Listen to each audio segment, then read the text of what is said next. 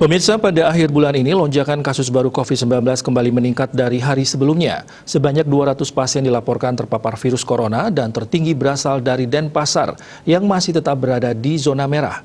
Dilihat dari rata-rata penambahan kasus per hari, Bali berada di tingkat 6 nasional dengan angka 109 kasus.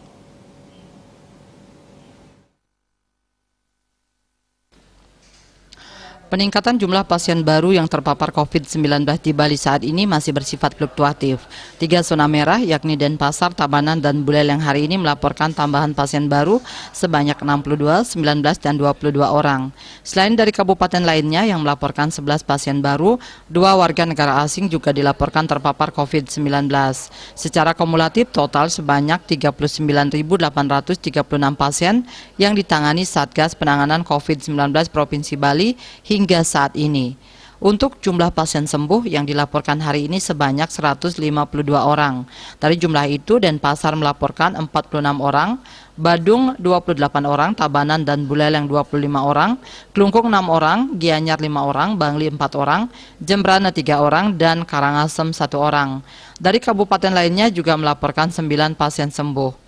Secara total, pasien sembuh yang dilaporkan Provinsi Bali hingga hari ini sebanyak 37.086 orang atau 93,1%. Pada hari yang sama, Denpasar juga mendominasi laporan kasus kematian, yakni sebanyak 3 pasien dari total 6 pasien yang terjadi. Sisanya berasal dari Tabanan 2 orang dan Karangasem 1 kasus kematian.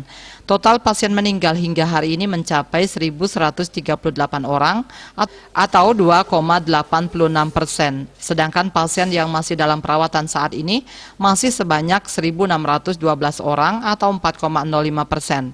Vaksinasi massal yang sedang dilakukan saat ini diharapkan mampu menekan penyebaran COVID-19.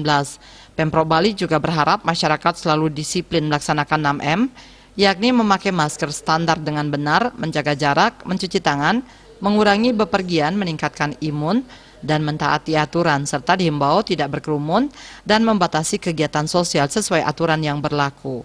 Rahadi melaporkan untuk Bali TV.